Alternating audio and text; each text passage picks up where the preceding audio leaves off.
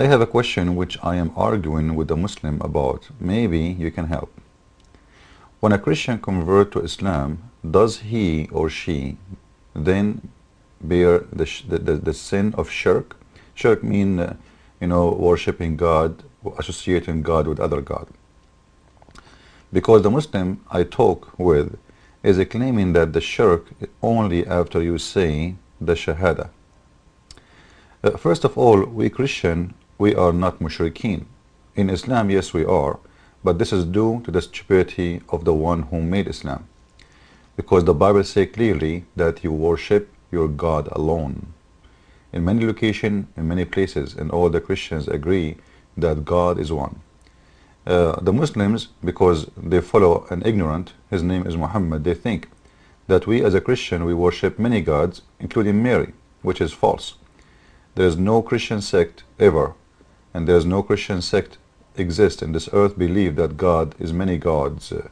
We have one God, and the Bible is so clear from the beginning of the Bible. And I will quote some verses in the screen so people they can see what I'm talking about.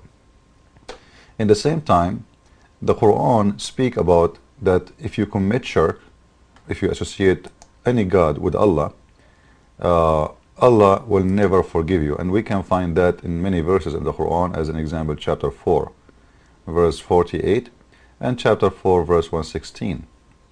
And by the way, in here, before we go and answer, you will notice in here that the two verses is saying exactly the same. So why does God repeat himself saying the exact word? It doesn't make sense. Because if we go to chapter 4, verse 48, and this is Yusuf Ali translation, you will see the verse saying the same as the other verse. And if this is even in the same chapter, so why does God keep repeating and repeating himself? But anyway, Allah forgive not that partners should be set up with him, but he forgive anything else. The verse is very clear that there is a sin Allah will never forgive, and there is a sin can be forgiven. Now, what can be forgiven? Anything except taking partners with Allah.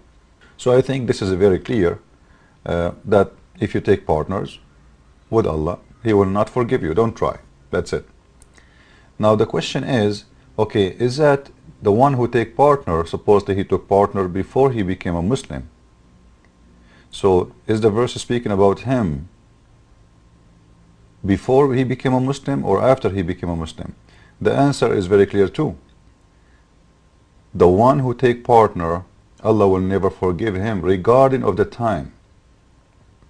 If he did that before he became a Muslim or after he became a Muslim. And we will show the proofs and the reference. The Quran simply says it clearly in many places that Allah forgive only the Muslims anyway. So in here, in this verse, we see the exception. He's speaking about forgiveness, and there is exception of this forgiveness. This forgiveness only will happen to the believers anyway. Non-believers, they have no forgiveness. Actually, the hadith says that Allah will take the sin of the Muslims in the judgment day, and Allah will put it over the Christians and the Jew, all the sin. So there is no sin is going to be forgiven for non-Muslims. So in here, when you make a law saying, I forgive all your sin except one thing, he's speaking to who? To the believers, because we only forgive the believers. And we are going to prove that. If we go to different verse, as an example, this one, chapter 47, verse number 8 and 19. Allah saying to Muhammad, you should know Allah is taking shahada now, which is funny. Know therefore that there is no God but Allah. Allah is witnessing, saying there is no God but Allah, taking shahada, he convert to Islam.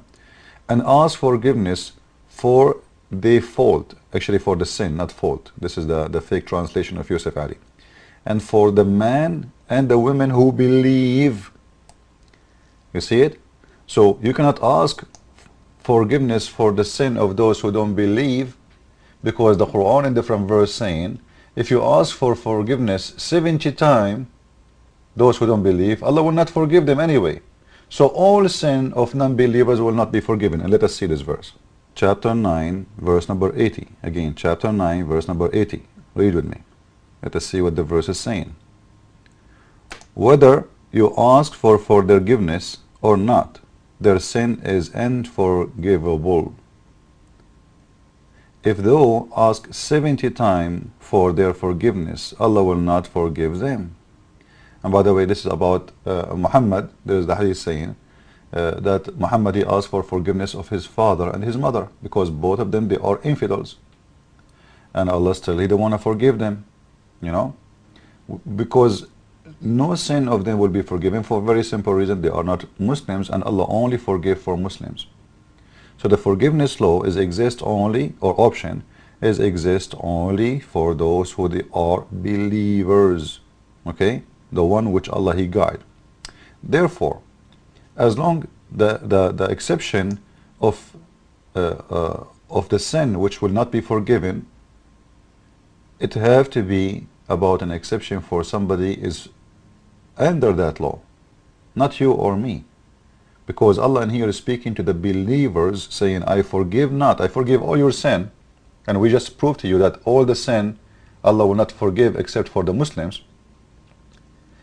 But to the sin of the Muslims is going to be forgiven, except one sin: if you do take shirk. And when the Muslims was doing shirk, this is before they became a Muslim, which is very funny and very stupid, because all of them, they was mushrikeen. And just to make it more clear, let us go in here and see this. This is in chapter 4, verse number 168. Those who reject faith and do wrong, Allah will not forgive them nor guide them to any way. Okay? And remember in here he said, he is not saying those who commit shirk, because what if you are a person who don't worship any God? You don't have a God, because then you don't commit any shirk, because you don't believe in any God. There is people from old ages, ancient ages, they don't believe in any God, as we call them today, atheist. So it doesn't matter if you commit shirk or not, still your sin will be not forgiven. Those who reject faith, you know, not worshiping different God, he reject faith totally, and he do wrong, you know, he is in the wrong. What is in the wrong is not to follow in Islam. So he rejected the faith, rejected Islam, and he don't do Islam the way Islam should be. So he's doing wrong, because anything you do out of Islam is wrong. So this verse in here showing us that those who don't have any faith, they reject faith. Faith, because by the way, faith is a general way, a word. It doesn't mean to be in Islam. It's you know, faith. You have faith in nothing. You have no God. He rejects faith. He have no faith in nothing. And those must be atheists. So you reject faith and you do wrong, Allah will not forgive you. So again, Allah is insisting that forgiveness only for the Muslims.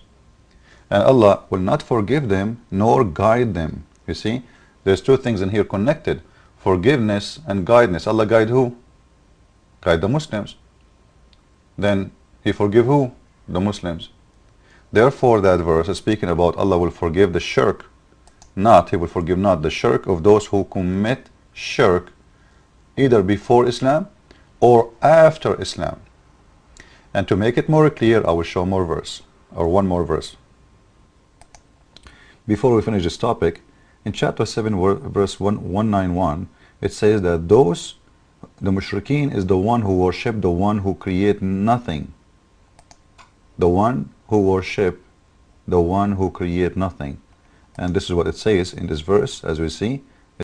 Do they indeed ascribe to him as partners things that can create nothing, but are they themselves created?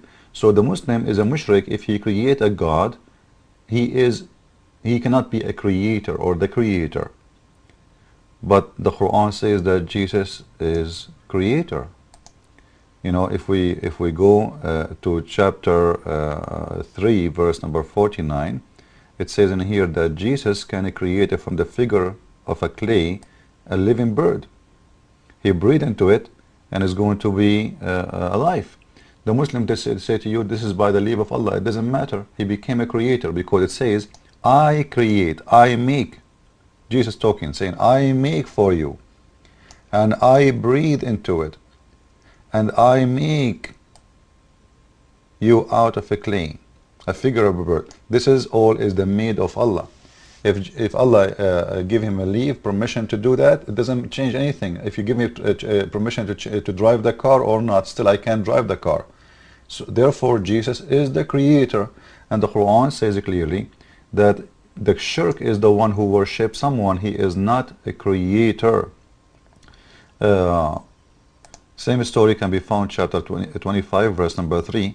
It says, do they worship someone he cannot create anything? You know, like, do really do that? Here we go, chapter 25 verse number 3 again. So to be in the right faith is if you worship a creator in Islam, and the Quran says that Jesus is the creator. And again, we as a Christian, we don't worship three gods, we worship one. The Muslims actually, who do not know even who they are God, they refuse God to be a man, but their God is a leg. They refuse God to have a body, but their God have a body. He have a hand, he have an ass, he have a back, he have a front, he have a face, he have a back of his head, he have ears, he have a tongue, he have lips. So all of those is not a problem for the Muslims, but they say to you, Allah cannot be a man. And you know, as long as I'm talking about this, I want to remind people of something very important. When a Muslim, he says Allah cannot be a man, it means Allah cannot be God too. Because the God who cannot be something he wants to be, it means he cannot be God too. Because if God is all powerful, it means God, he can be whatever he wants. Either God, he is capable of everything, or God, he is capable of nothing. And the God who you can say that he can do things and he cannot do other things, it's me really, he is the same as me. And I will explain to you now, like we answered the first topic, but now I want to explain to you something very important. Prove to us that the God of Islam is a false ideology, false, made up by Muhammad. He does not exist, he is a joke. Let us go and see something will prove to us that the God of Islam is very false. And by the way, this is the image of my coming book. It's called The Deception of Allah. It's going to be, I hope, by the end of this month ready. Actually, not by the end, but in the beginning of the coming month, it's going to be ready for people to have it. It's volume number 1, and volume number 2 is going to be printed later. You can give it as a gift for your friends. It's a book full of information you never heard before. And the Muslim themselves, I advise them to have it, because you will be shocked. You will learn things you never saw, heard, ever about your religion. And all with the proofs, reference, page numbers, and all from your books, not from Christian books. Now, let us go and show you how stupid the idea of Islam and why it's a joke for me. Let us go and see. Chapter 6, verse 101, and chapter 72, verse number 3. To him due the primeval origin of the heaven and the earth.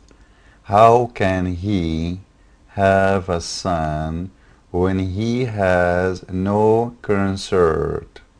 It's a disaster. The reason it's a disaster, because what the Quran is saying to us, Allah, he can have a son if he have a consort. And by the way, in Arabic it's sahiba, which means girlfriend.